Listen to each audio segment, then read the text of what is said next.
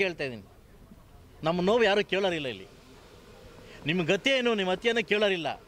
ಜನಗಣತಿ ಜನಗಣತಿ ಜನಗಣತಿ ಜನಗಣತಿ. ಯಾವ ಲೋಕ ಕಲ್ಯಾಣಕ್ಕೆ ಹೋಗಿ ಇವೆಲ್ಲ ಮಾಡ್ತಾರೆ ನೀವು ಕೆಲಸ? ಯಾವ ಕಲ್ಯಾಣಕ್ಕೋಸ್ಕರ? ನಿರುದ್ಯೋಗ ಸಮಸ್ಯೆ ಒದ್ದಾಡಿ ಸಾಯ್ತಾ ಇದೆ. IT BT ಎಗರ್ತಾ ಇದ್ದಾವೆ ಆಚೆಗೆ, ಇಡೀ ಬೆಂಗಳೂರು ಬಿಟ್ಟು ಎಗರ್ತಾ ಇದೆ. ಇದ್ರ ಬಗ್ಗೆ ಯಾವೊಬ್ಬ ರಾಜಕಾರಣಿಗೆ ಚಿಂತೆ ಇಲ್ಲ. ನರಮೇಧ ಆಗ್ತಾ ಇದೆ ಕಾಶ್ಮೀರದಲ್ಲಿ, ಅದ್ರ ಬಗ್ಗೆ ಚಿಂತೆ ಇಲ್ಲ. ಬದುಕು ಬಗ್ಗೆ ಚಿಂತೆ ಇಲ್ಲ. ರಾಜಕಾರಣ ರಾಜಕಾರಣ ರಾಜಕಾರಣ ರಾಜಕಾರಣ ಬಿಟ್ಟರೆ ಈ ಕಾಂಗ್ರೆಸ್ ಬೇರೆ ಗತಿನೇ ಇಲ್ಲ ಇಲ್ಲಿ.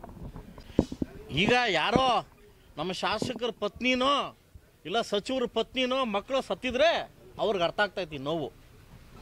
ಅರ್ಥ ಆಯ್ತು ನಿನಗೆ? ಯಾರೋ ನನ್ನ ವಾಟ್ಸಪ್ಪಲ್ಲಿ ಹಾಕಿದ್ರು, ಅದಲ್ಲ 3 ಜನ ಸಚಿವರು ಹೋಗ್ಬೇಕಾಗಿತ್ತಂತೆ, ಅದಲ್ಲ ಒಬ್ಬರು ಹೋಗ್ಬೇಕಾಯ್ತು ಬರಬೇಕಾಯ್ತಂತೆ, ಅದಲ್ವ? ಆ ನೋವು ಅವ್ರಿಗೆ ಅರ್ಥ ಆಗ್ತಾ ಇತ್ತು. ಇಡೀ ದೇಶ ಇವತ್ತು ಕಣ್ಣೀರಾಗ್ತಾ ಇದೆ. ಅಲ್ಲಿ ಸತ್ತಿರ್ತಕ್ಕಂಥವ್ರು ಅವರಲ್ಲ, ಹಿಂದೂಗಳು ಅಲ್ಲ. ಕಾಶ್ಮೀರದವರು, ಕನ್ಯಾಕುಮಾರೋ, ಕರ್ನಾಟಕದವರಲ್ಲ, ನಮ್ಮ ಹಿಂದೂಗಳು.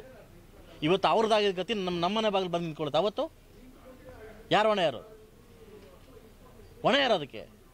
ಇವ್ರು ಹೇಳ್ತಾರೆ ಇವರು ಕರ್ನಾಟಕದಲ್ಲಿ ಇರ್ತಕ್ಕಂಥ ತೆರೆದೋಗ್ತಾ ಇದೆಯಲ್ಲ, ಇಲ್ಲಿ ಮಾಡೋಕ್ಕಿದಿಲ್ಲ. ಇಲ್ಲಿ ಅವ್ರು ಹೋಗಿ ರಾಷ್ಟ್ರ ಬಗ್ಗೆ ಮಾತಾಡ್ತಾರೆ. ನಾವೇನು ಮಾಡೋಕ್ಕಾಗುತ್ತೆ? ಹೊಗಳ್ತಾ ಇದ್ದಾರೆ. ಇಡೀ ಮೋಸ್ಟ್ ನೆಕ್ಸ್ಟ್ ಡಾಕ್ಟರೇಟ್ ಪದವಿ ಕೊಟ್ಟರೆ ಪಾಕಿಸ್ತಾನದಲ್ಲಿ ಇವ್ರಿಗೆ ಕೊಡೋದು. ಯಾರಿಗೆ? CM ಅವ್ರಿಗೆ. ಹೊಗಳ್ತಾ ಇದ್ದಾರೆ. ಒಂದು ಜಾತಿ ಓಲೈಕೆ ಮಾಡ್ಕೊಳ್ಳೋದು, ಒಂದು ಜಾತಿನ ಓಲೈಕೆ ಮಾಡ್ಕೊಳ್ಳೋದು ವೋಟಿಂಗ್ ಫ್ಯಾಕ್ಟ್ರು. ಈ ರಾಜಕಾರಣಿಗಳಿಗೆ ಬುದ್ಧಿ ಬರುತ್ತೆ, ಇನ್ಕ್ಲೂಡಿಂಗ್ ಮೀ. ನಮಗೆ ನಮ್ಮನೆ ಭಾಗದ ತನಕ ನಿಲ್ಕೋ ತನಕ ಸಮಸ್ಯೆ ಇದು ನಮ್ಗೆ ಅರ್ಥ ಆಗಲ್ಲ. ಬರಬೇಕಿದ್ದು ನಮಗೆ 100% ಸರ್. ಇದು ಪದೇ ಪದೇ ಪದೇ ತೀಟ್ಲೆ ನಿಲ್ಲಬೇಕು ಅಂದರೆ ಇದು ಯುದ್ಧ ಆಗಲೇಬೇಕು, ಬಿಸಿ ಮುಡಿಸ್ಲೇಬೇಕು. ಆ ಥರ ಪ್ರಶ್ನೆ ಬಂದಾಗ ದಿನಕ್ಕೊಂದು ಪ್ರಶ್ನೆ ನಿಮಗೂ ಬರ್ತದೆ.